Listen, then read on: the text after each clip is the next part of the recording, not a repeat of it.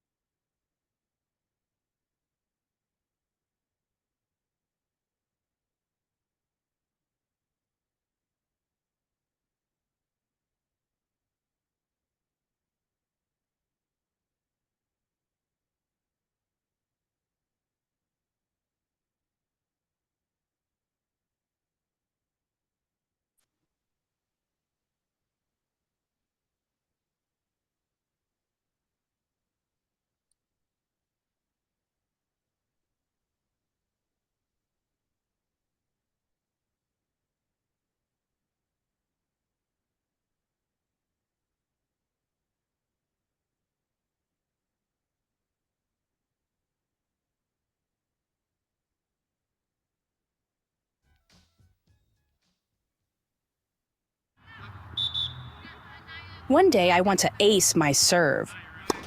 One day I want to fill my... If a man took testosterone therapy for 30 days, here is exactly how his body will transform.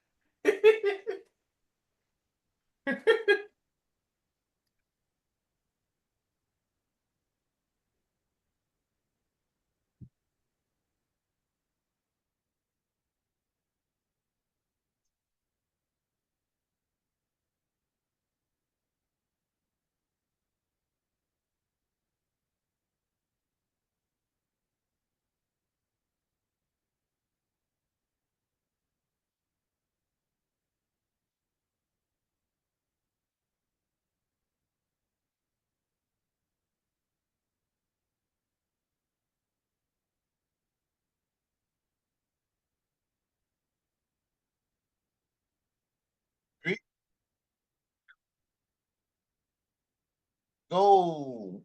Aquaba, welcome. We hope you are well. We hope you are at your highest level of mental, physical, and spiritual strength. We are glad that you are joining us for this week's episode of Our Ancestors' Voices. The topic today is, what is the All African People's Revolutionary Party? What do we do? What are we trying to accomplish? Who the heck are we? And how are we doing it? What is our program? So we are glad that you decided to join us today. I will be rolling solo. Shakura will not be with us today. She is taking care of another critically important assignment. So I ask your patience with me as we get through this hour, and she will be back with us next week. We give honor and respect to the indigenous people of the Western Hemisphere. They are fighting for their rights, for justice and human salvation, self-determination.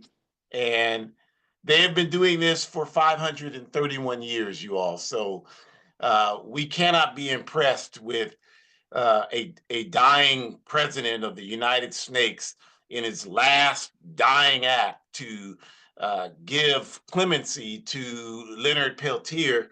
A man has been in prison almost 50 years for crimes that he certainly did not commit. So we're not impressed with that, and we don't recommend that you be impressed with that. Whatever struggles and challenges exist within the indigenous community around Leonard Peltier, they will resolve that. That's their business. It's not ours.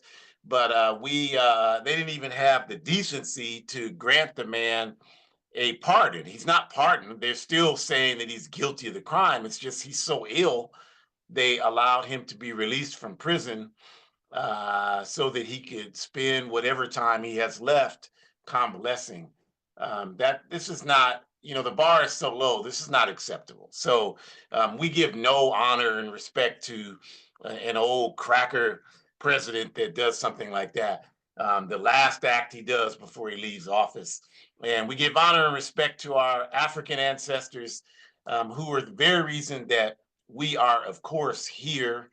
Certainly, without question, we owe everything to their courageous struggle to advance our people collectively. So we're honored and glad that we have the opportunity to continue this struggle with the best energy and the most commitment that we possibly can muster. So as usual, we start with our introduction as to who we are. Our Ancestors' Voices is sponsored each week, same time, same place, by the All African People's Revolutionary Party, A-APRP. And A-APRP is a revolutionary, independent, mass, Pan-African political party with our base in Africa. We're not based in New York or Los Angeles or Seattle. We're based in the national home of all people of African descent, all 2 billion of us scattered and suffering in the world today. Whether we know who we are or not is irrelevant. We are African people tied to Africa. As Africa goes, we will go. And so that's why for us, we have the objective of Pan-Africanism, which we define correctly as one unified socialist Africa, one unified socialist Africa. So we are solution-based. That's our solution. That's what we're fighting for. And we know that once achieved, it will take us a long way towards solving all of the problems that we have, whether we speak English, French, Portuguese, Spanish, Swahili, Woolif, all of the problems that we face, one united socialist Africa we see as a solution to that. And our work to achieve Pan-Africanism is outlined in Kwame Nkrumah's, if you're looking at a screen, his book, The Handbook of Revolutionary Warfare. And that in that book, Nkrumah lays out that the strategy to achieve Pan-Africanism, revolutionary Pan-Africanism, is a unification of all of the revolutionary Pan-African formations on the ground throughout the African continent who agree with the objective of one unified socialist Africa. So that is our work, which we're going to talk about today specifically. And we really appreciate and enjoy that because we don't get the opportunity to talk about our work. Most people are just at a different point in terms of how they see the world and are not really at the point where they can really listen to what we're talking about. So we really appreciate these opportunities we have that are focused specifically on our work. We're very capable of explaining it. So we're glad that you're here to participate in that. And Our Ancestors' Voices is hosted each week by myself, Ajamu, and my biological and ideological daughter, Shakura. And as I mentioned, she will be absent just today as she handles some other important business. She will be returning next week. So to get us started, we'll just say again that our objective is Pan-Africanism, one unified socialist Africa. We see that as the solution to the problems that 2.5 billion African people face, scattered and suffering in 120 countries worldwide. And we say that the All African People's Revolutionary Party is a mass, meaning we want every African on earth. We don't care where you live, what language you speak, what your faith is, what your faith isn't. We don't care what gender you are. We don't care about any of that. If you are African, you belong to the African nation, and we know that we need every African for this task that we are embarking upon. And that's why we are the All African People's Revolutionary Party, not some African People's Revolutionary Party. We want every African. And that's our mission, and that is our work, you all. So we are a mass party. That means everybody. That's who we're striving to bring into this worldwide revolutionary Pan-African struggle. And we are revolutionary, which means that we want to completely transform the existing political, economic, and social order. We don't want to integrate with it. We don't want to compromise with it. We feel that this existing political, economic, and social order has been built and is maintained on the backs of the African masses, and that we will never be free until we eradicate it completely and create something else, which we'll talk about what that is. We are Pan-Africanists. And for us, Pan-Africanism, the definition, we've given you one unified socialist Africa. So we have a clear and concise example of what we're fighting for. For us, Pan-Africanism is not just all people that are Black united into some nebulous form of unity. That's not, to us, what Pan-Africanism is. It is a clear objective centered around our mother, Africa. It's centered around the liberation of Africa, no matter where we live on the planet Earth. That's the definition of Pan-Africanism that we are using and utilizing.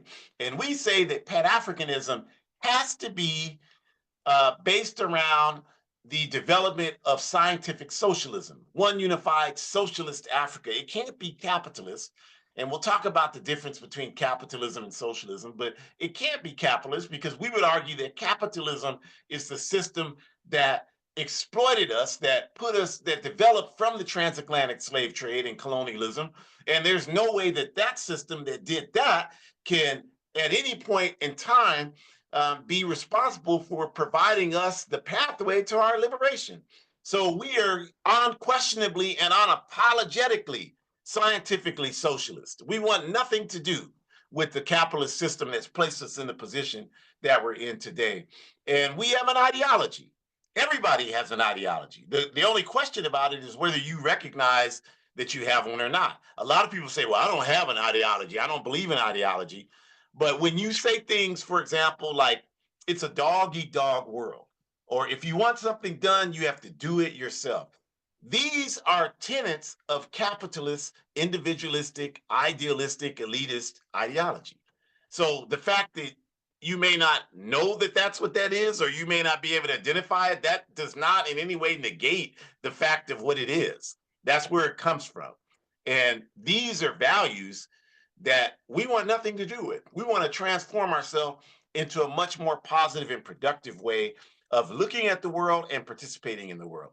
And so we call our ideology at this point in time in history Incrumis Terreus Cabralis ideology. And you see the pictures of the three Africans on the screen from left to right at the top, Kwame Nkrumah, Secretary sitting with Comrade Fidel Castro from Cuba, and Amilcar Cabral, Nkrumah originally from Ghana, Touré from Guinea, and Cabral from Guinea-Bissau in West Africa.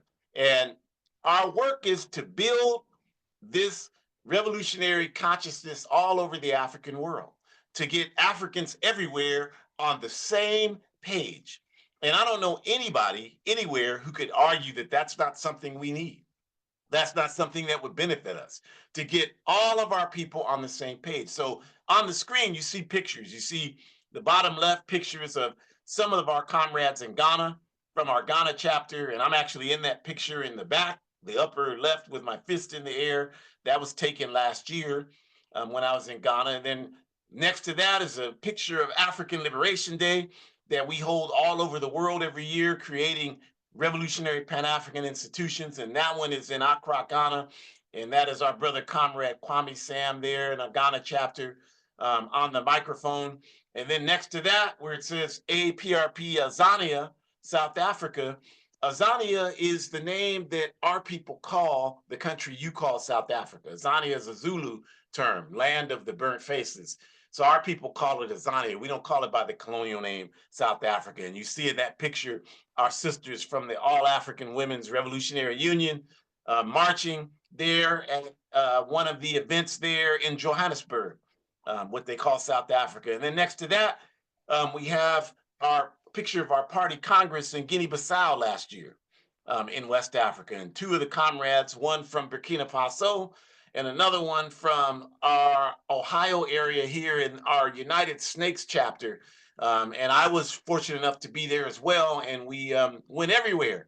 And our comrades took us, and we were met by hundreds of people throughout the countryside in Guinea-Bissau, expressing their excitement at our revolutionary Pan-African work all over the world.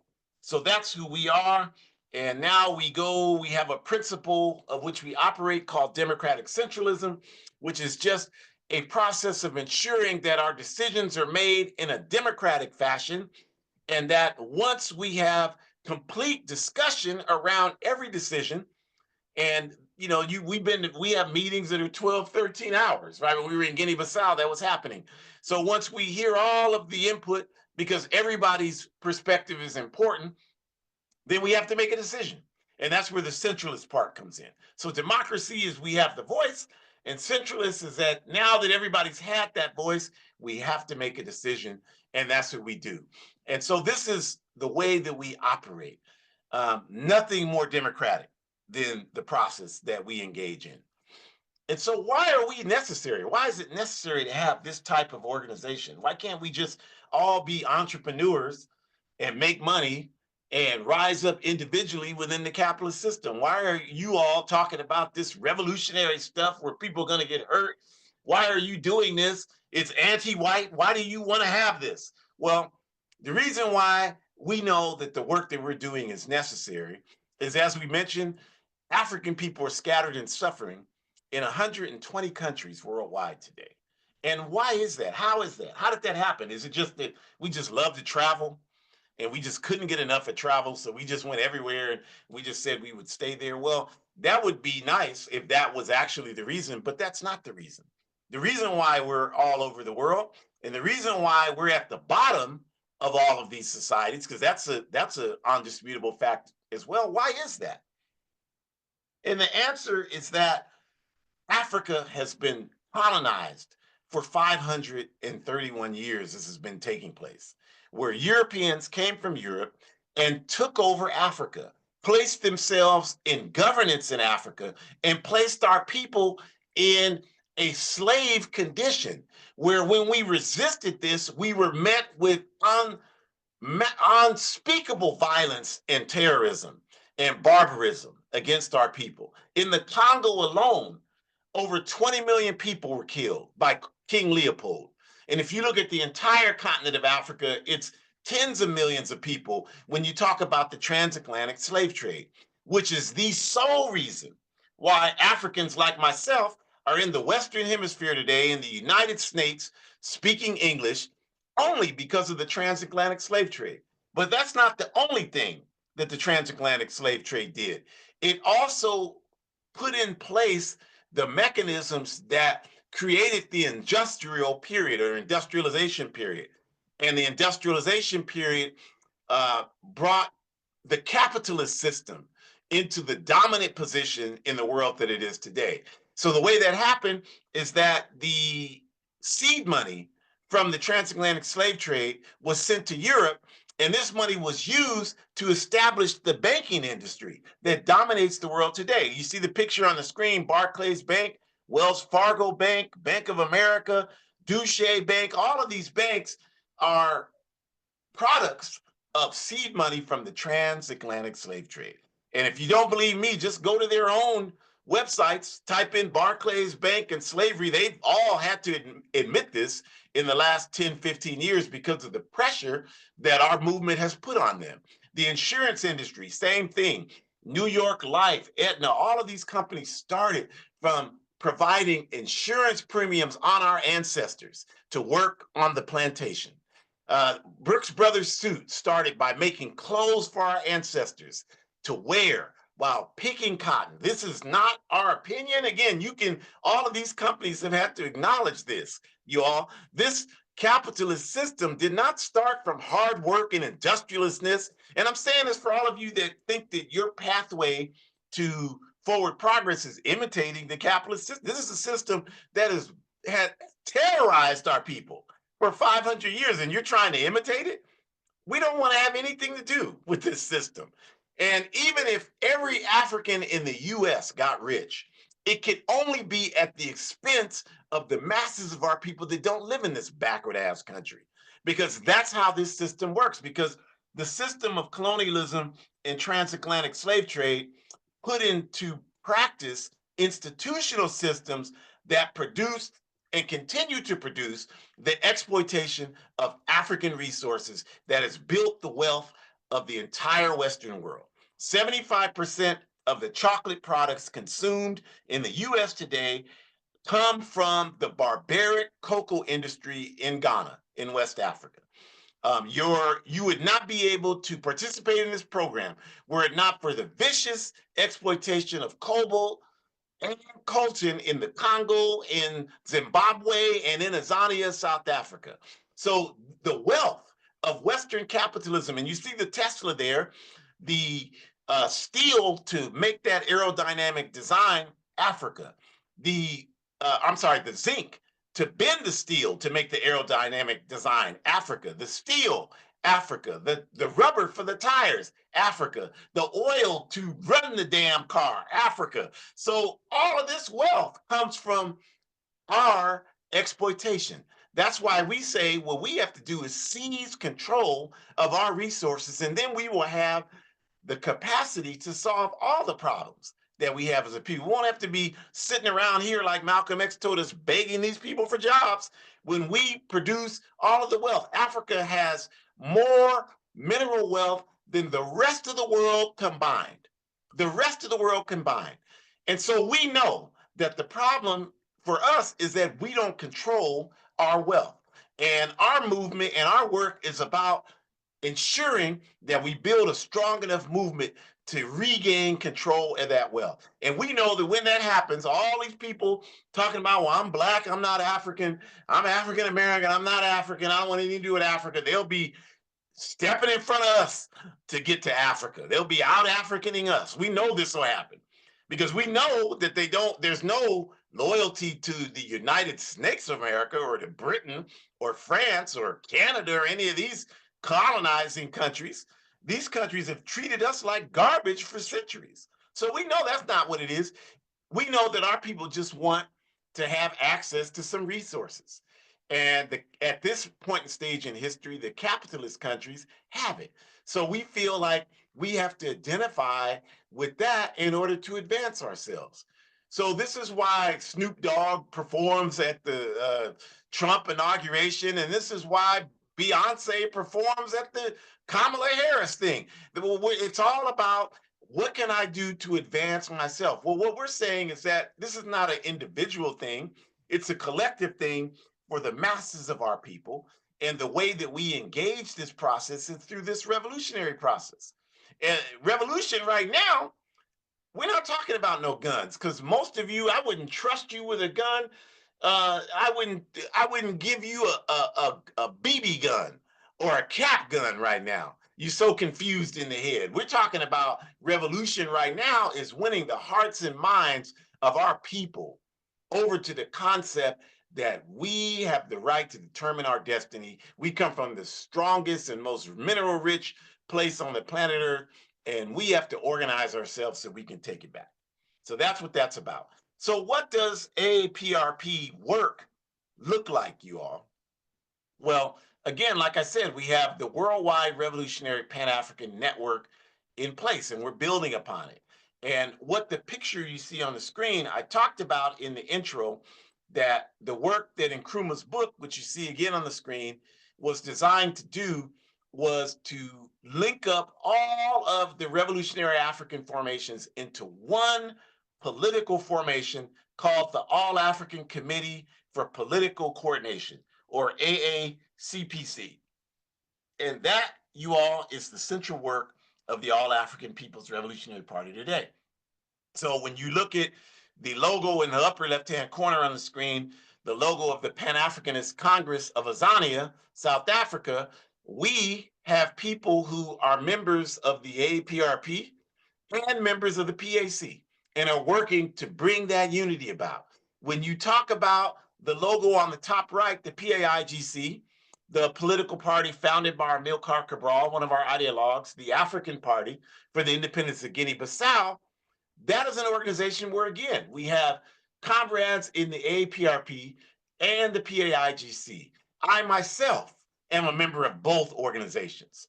And when we go to the bottom left, the Amilcar Cabral Ideological School in Nigeria, same type of relationship. The Azanian People's Organization in Azania, same type of relationship. The Pan-African Union of Sierra Leone, we can go on and on. This is the work that we're engaged in, you all. And what that shows us doing this work is that we do not lack money. Like I hear that all, I hear Africans say, oh, if we just had money, if we just had our doctors and lawyers, if we could get more doctors and lawyers, we have plenty of educated people. We have more educated people than at any time in history, all over the world. We do not lack these resources. What we lack is the proper analysis of the world we live in and our place in it. And what we lack is a collective vision and a willingness to use our skills, not just for ourselves individually, but to advance our collective freedom and liberation. That's what we lack. And we have a right to view the world that way, because there's not a single African on earth who has an education, has resources that obtain them just through their individual efforts. All of us were victimized by this colonial slave system over the last 500 years. And if you don't have to deal with that today, it's because of our people that came before us, our ancestors and our elders, because it wasn't that long ago. A lot of these people are still very much alive, who suffered unimaginable tragedy in order to advance our people collectively. They suffered tragedy even though they themselves are not feeling the benefit of the sacrifices they made. They made those sacrifices so that you could get an education. They wanted you to use that education to advance our people. And it's the worst crime of humanity to be ungrateful, to take the fruits of those sacrifices and use them for yourself and do nothing to advance the masses of your people. So the surefire way to develop that collective vision that we're aiming for is to prioritize mass revolutionary political education. And so that's what we do in the All African People's Revolutionary Party.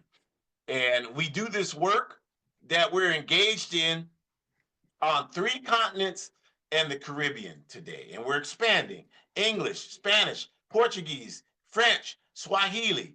This is what's needed is for us to continue this work around our consciousness. So I'll give you an example.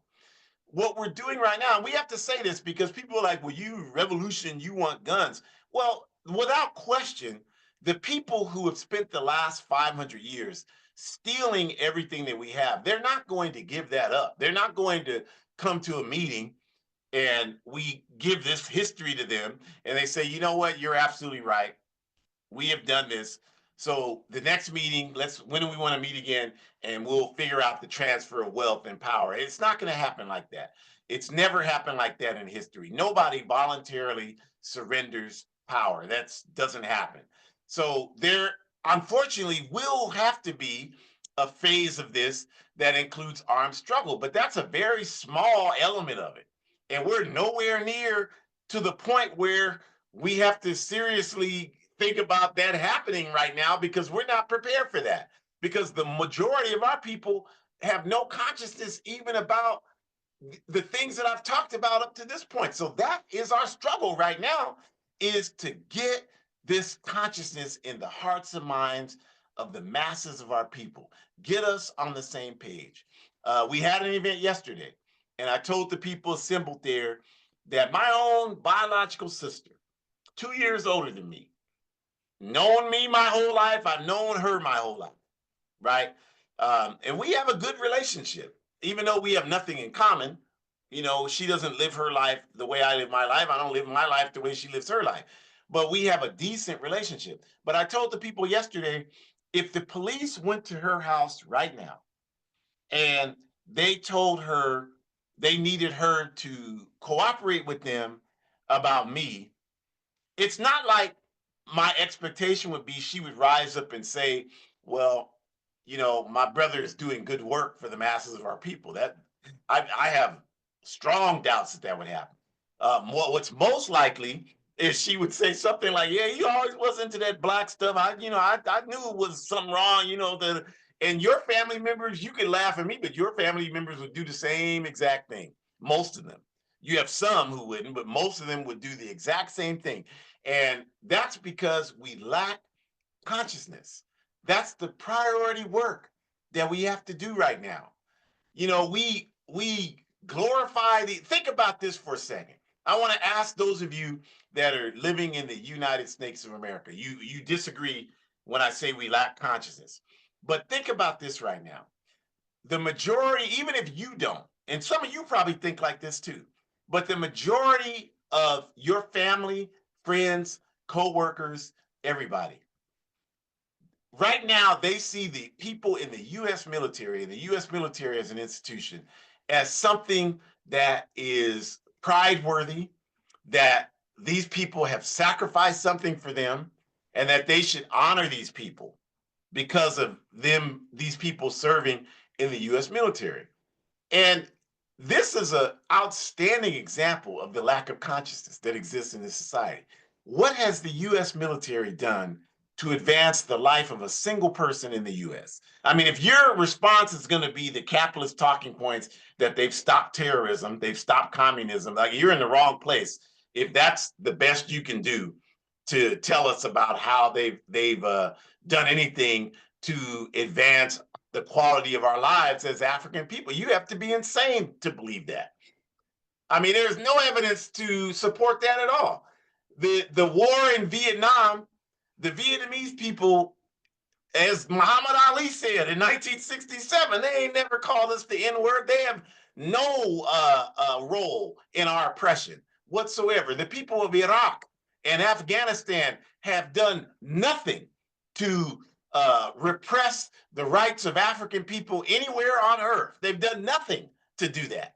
The people in Panama, when they attacked Panama, nothing. The people in Grenada are African people, nothing. The people in Panama, African people. These people, Libya, where they bombed in the 80s and blew up out of submission under the Obama administration in 2011, that's Africa. That was the most productive country in Africa when they destroyed it. So, what has the U.S. military done to advance the interests of African people anywhere? Nothing.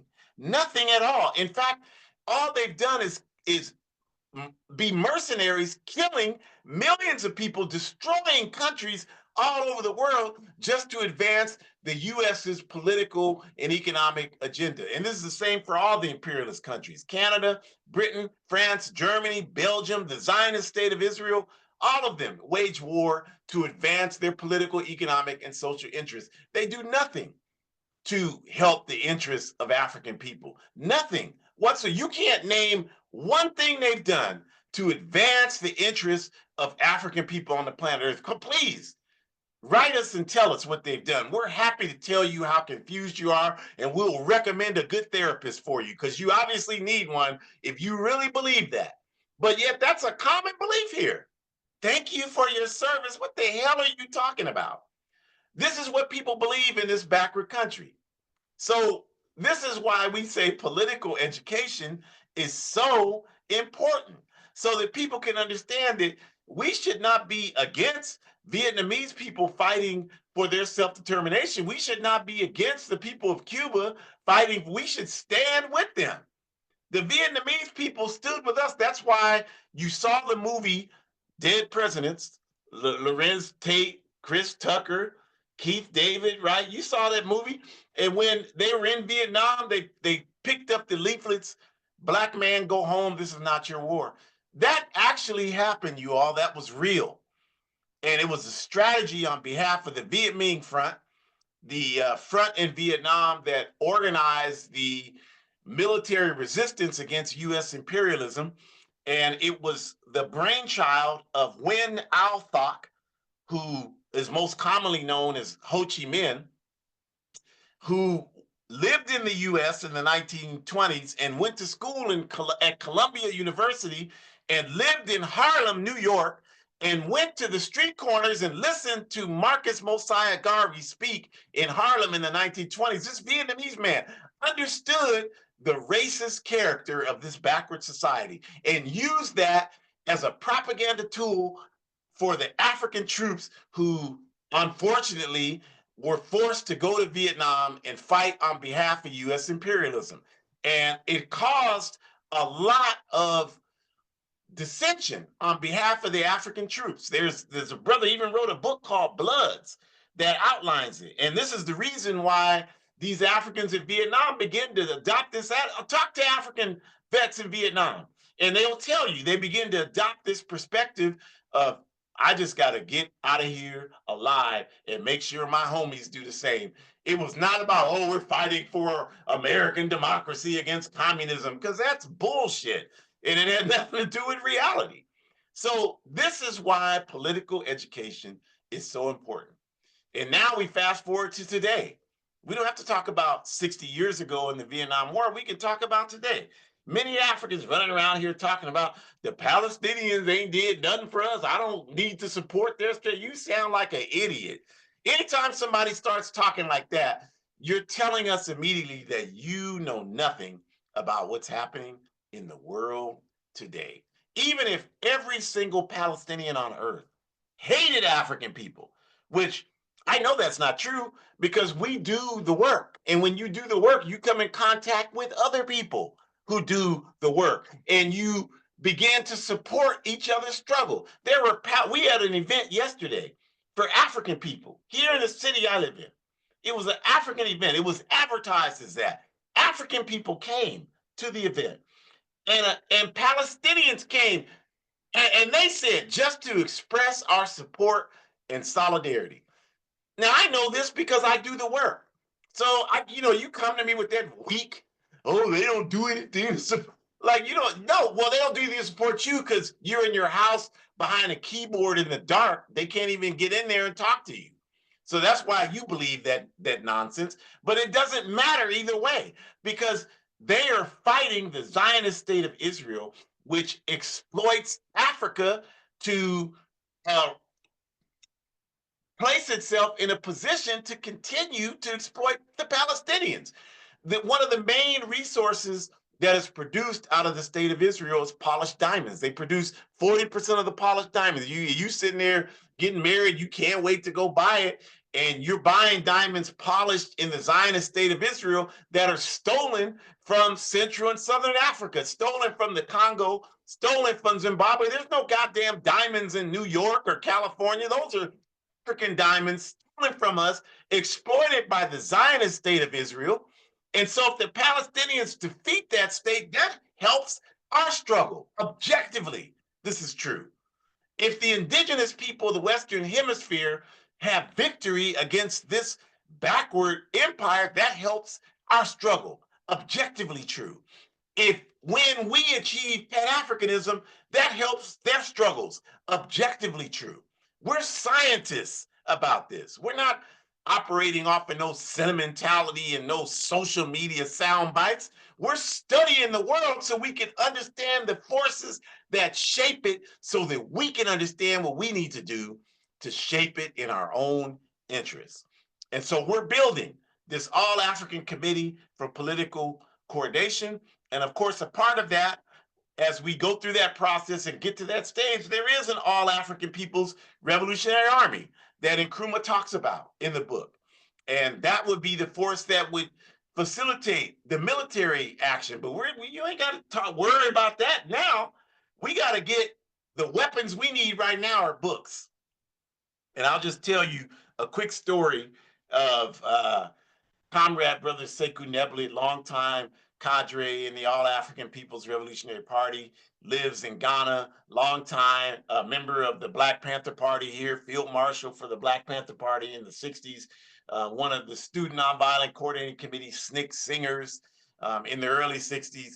When I go to Ghana, I stay with my big brother, and he told me a story once that when he and Kwame Ture, formerly Stokely Carmichael, were in Guinea, with Kwame Nkrumah, after Nkrumah's government was overthrown by the Central Intelligence Agency, CIA, we call them criminals in action. They got guns and they went to see Brother Nkrumah, and they were like, "We're ready to take you back to Ghana and put you back in power." And he said, Kwame Nkrumah slowly got up from his chair and took the guns from each of them. There were, I don't know how many of them there were, and he took the guns from them and he handed them books. That is so representative of what we need to be doing right now, right? If you're not regularly studying our people's condition all over the world, and you're not doing it with other people with a design of using the information to advance our struggle, I'm sorry, I love you, but you're a part of the problem. You're a part of the problem. And don't tell me you don't have time. That's an insult. Who has time? None of us have time. I mean, when my daughter was young, I was raising her. I worked full time, always worked full time, always been a full time wage slave. I did this work all the time and was in graduate school. So don't tell me about time. That's a question of organization. Even now, I still work full time. At least for another couple of years, I'll be doing that. I still work full time doing A-APRP work, and I'm right now writing my 6th book. And we were taking care of my mother-in-law before she unfortunately passed away last month. So don't talk to me about time. Everybody has time to dedicate. The people who put you in the position you're enjoying right now in your life, if they would have been as selfish as you and said, "I don't have time," your ass would be nowhere near where you are right now. So I'm sorry, but that's offensive when you talk about your time is not organized. I'll agree with you there, but you got time to contribute to our people's liberation. And all of us, if all of us gave time, you wouldn't have to give as much time as you do. I wouldn't have to give as much time as I do. So just the structure of our party is based around our work study circles. Everyone in the All African People's Revolutionary Party participates in a work study circle. And that's where we read and study a specifically organized book list. It has sections of books, 4 or 5 books under each section for African history, 4 or 5 books under each section for colonialism, neo-colonialism, Zionism, patriarchy. 4 or 5 books under each section for scientific socialism. 4 or 5 books under each section for Pan-Africanism, nationalism. And you read each of these books. You read 70 pages every 2 weeks. You meet every 2 weeks. That's 5 pages a day. And we rotate, all the people in your group rotate facilitatorship. Because again, we're trying to build collective leadership. We're not trying to build individual superstars. We're trying to build a mass political party of collective cadre. So that's the structure. We have a world geopolitical section where you study events in the world today. And then we have a party affairs section where you talk about what's going on in the work in the APRP. That's our structure. Everyone participates in a work study circle, no matter where we are on the planet Earth, no matter what language we speak, what religion we practice or don't practice. If you're in the APRP, you're participating in a circle. We have 3 committees called Political Education, Program, and Administration. Everybody in the party is expected to participate in one of these committees. And then we have task forces that are connected to the committees and allow you to work with people all over the world doing the work to build the party. We had a session this morning on orientations, and there's people on there from 6 or 7 countries. We're participating about how we orientate people into the All African People's Revolutionary Party process, right? And we have an All African Women's Revolutionary Union in A-APRP, which we'll talk a lot more about in the next slide. Shakura would have done that if she had been here today, but since she's not, I'll do my best to give it justice. And I don't see that as anything out of the ordinary, because the proper analysis is that the advancement of women and marginalized genders is a responsibility of everyone in the APRP, not just women and marginalized genders. So it's an honor for me to talk about the All African Women's Revolutionary Union. Men cannot be members of the All African Women's Revolutionary Union, but I see myself as doing the work to support the All African Women's Revolutionary Union. We, at the present stage, right now, we're going to change that, as we have women we've orientated into work study. But at the present state, last summer, we didn't have any women active in the APRP here in Sacramento. We still did Pan-African Women's Day. And we're going to do it again this summer and do it larger than we did last year. So the All African Women's Revolutionary Union, every woman and marginalized gender person, the women are automatically members of the AWRU upon orientation into the party. Women are members of the AWRU, and the primary work of the AWRU is to ensure that the participation of women and marginalized gender people is a priority within the party for everything that we do, right? An example of that is 51% of all party resources automatically go to the AWRU, i.e. we just had a recent delegation of organizers go to, at the invitation of the Sahrawi women in Algeria. So this is an example of the 51%. Like, we want to make sure that our resources are going to advance the question of women in the APRP. And also an example, at our party congress I mentioned we had last year in Guinea-Bissau, I'm sorry, it was actually in 2023, the party congress decision there that we made was to ensure that all decisions that are made reflect a voice that speaks in the interests of women. Even if there are no women in the room, we still have to ensure that that voice is a reflection of every decision, or else the decision, isn't valid. And again, as I mentioned, men are responsible to uphold the work of the All African Women's Revolutionary Union. And for example, we have an anti-patriarchy task force. Patriarchy is a system of institutionalized discrimination against women and marginalized gender people. And the role of the anti-patriarchy task force is to support the work of the AWRU. And, I saw this man, I had a shirt that said F patriarchy. I saw this man and he said, well, what is that? And I said, well, it's a system of institutionalized discrimination against women and marginalized gender. He said, well, that's not a thing. And I said, 5 seconds ago, you didn't even know what the word meant. Now you're an expert. That's the problem. in this society. That is the problem in this society, that kind of arrogance. Don't be that person. But an example that I mentioned, men are responsible, is I'm not bragging. I'm just honored to do this work. And so I was one of the co-founders of the Anti-Patriarchy Task Force that exists to support the All African Women's Revolutionary Union. And I haven't been active in the task force recently because we had a lot of changes, particularly around I mentioned my mother-in-law, but and now I need time to just heal really from everything that's been happening the last couple of years, and I'll go back to helping with the task force, but certainly was very much involved the first couple of years of its existence, and instrumental in helping us get a lot of new books added to the book list.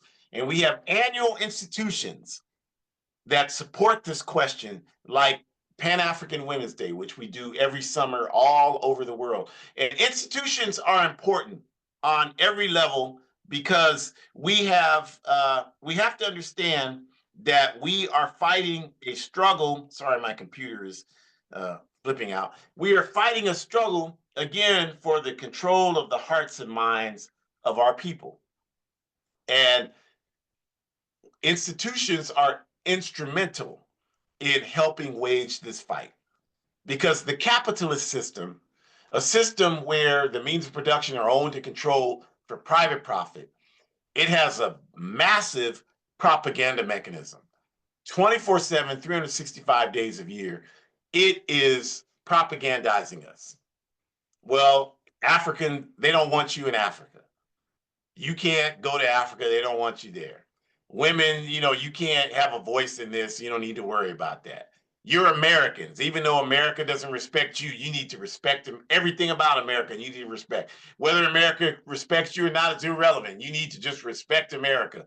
And if you don't, you need to go somewhere else. You need to go back to Africa, that poor, poverty-stricken place where nothing works the way it should work. This is the kind of propaganda that is the foundation of capitalism, not just in the United States, but all over the capitalist world, all over Europe, Canada, Australia, the Zionist state of Israel. This is the propaganda. But the propaganda is worldwide. So white supremacy is a system. So yes, people in Asia practice white supremacy. People in Europe practice it. People in the Americas, indigenous people, practice white supremacy against African people. African people practice white supremacy against African people. One of the main institutions of exploiting the African masses was to dehumanize us and separate us from understanding our African history and culture. And the way they did that was to move us away from Africa intellectually and spiritually. So when we first came to this hemisphere, we had a clear understanding that we were African.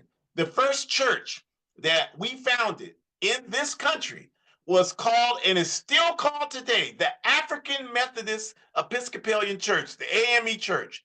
It's not African American Church. It's not Black Methodist. It's African, because we understood that's who we were. The first recognized organization we had in this U.S. was the Free Africa Society, not the Free Blacks Society. This has been a propaganda effort to move us away from Africa. So much so that I can say confidently in 2025 that more of our people in this country would be comfortable referring to us through the N-word than as African.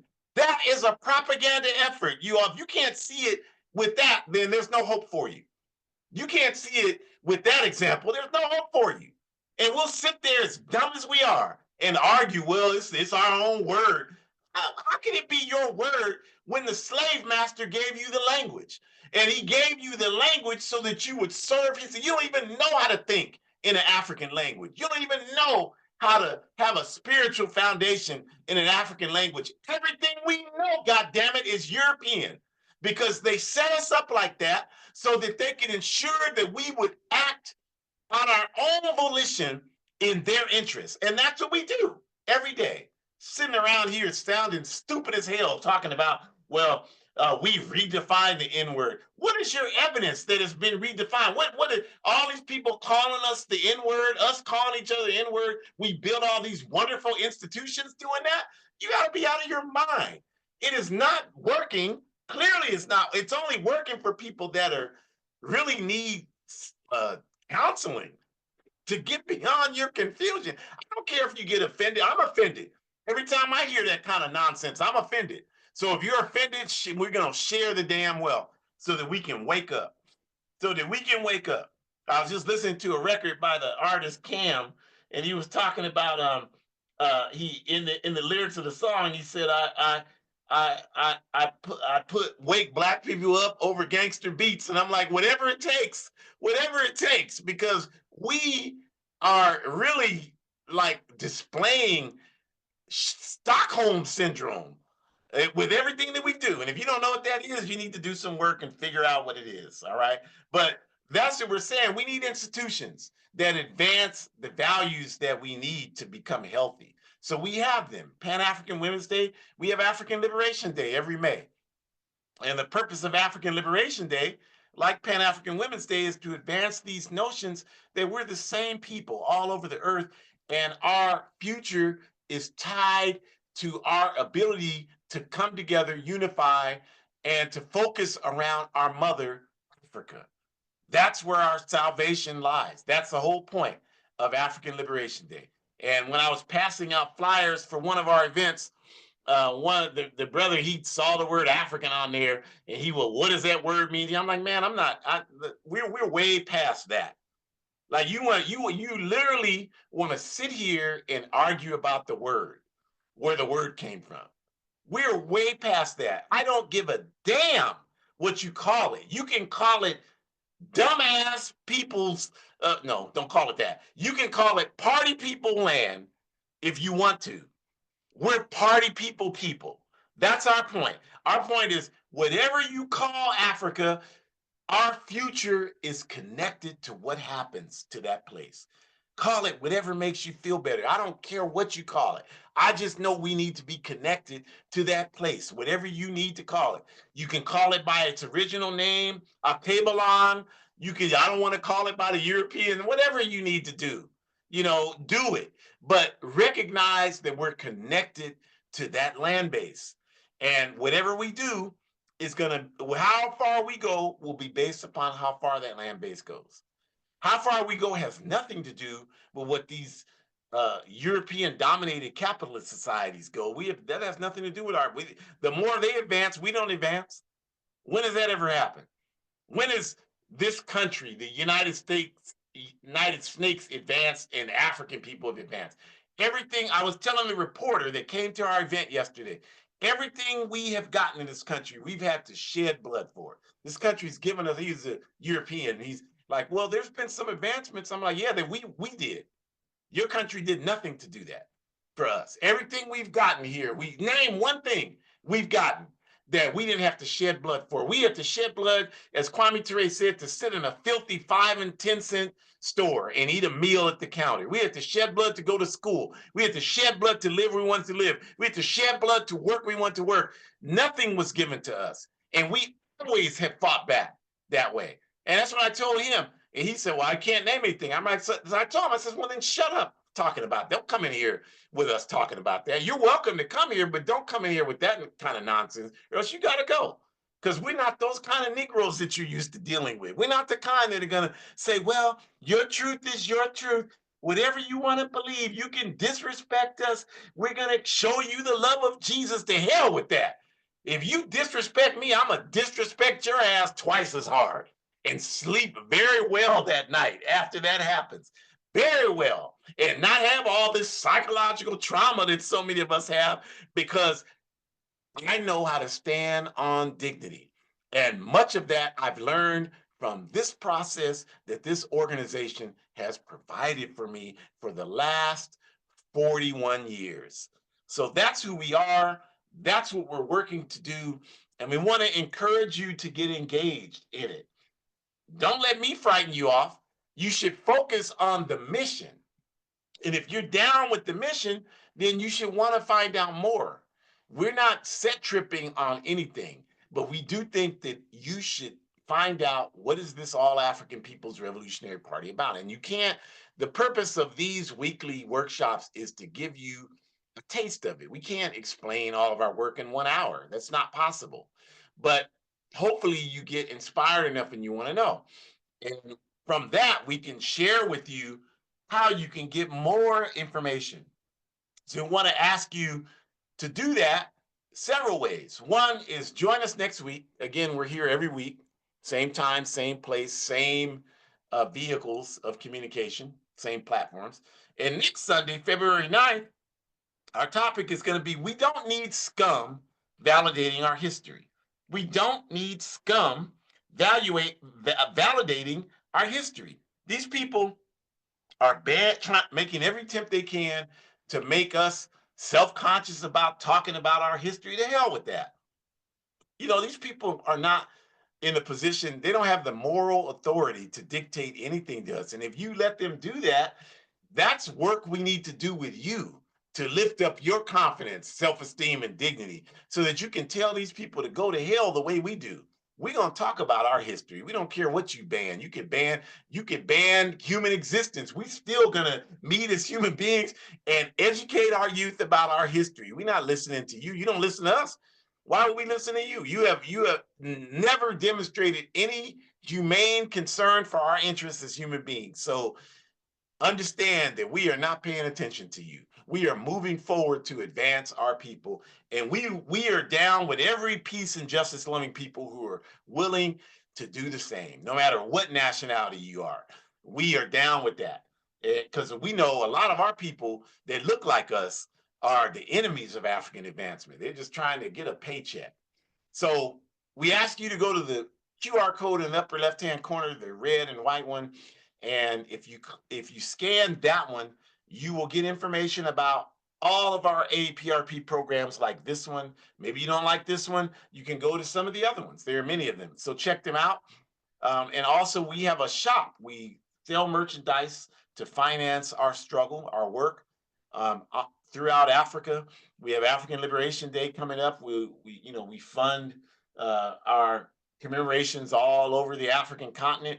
So go there and buy a hoodie or a t-shirt that is really providing a revolutionary and a positive message. And that way you're supporting independent revolutionary African organization, a good thing to do. And then you can see Hood Communist there, Revolutionary Pan-African blog. Check that out. And then getting back to getting more information about the All African People's Revolutionary Party, at the bottom left, you can go to aprp-intl.org. And from there, you can watch a video. You can learn more about the All African People's Revolutionary Party. And you can decide if you want to come to an orientation session. And you don't lose anything. All you do is gain information. So we strongly encourage you to do that. And then in the bottom right QR code, the black and white one, there is an opportunity for you to become a sponsor of Burkina Books, which is one of the projects we have on the ground in Burkina Faso in West Africa. We are building our work out to Mali and Niger and all through the Sahel region, in that Sahel region, the West African region. So we invite you to become a monthly sponsor. Sponsor as much as you can, $5 US, 10, 50, 100, 1,000, whatever you can afford. We're buying books to engage in this revolutionary political education that I've spent the last 55, 56 minutes talking to you about. And then in the upper right-hand corner, I have a book that I wrote 3 years ago, a guide for organizing defense against white supremacist, patriarchal, and fascist violence, a guide for organizing defense against white supremacist, patriarchal, and fascist violence. In the coming weeks, we're going to roll out a joint program here where I live with the group, the Community Builders Center here. And we're going to have classes on political education. We're going to have self-defense.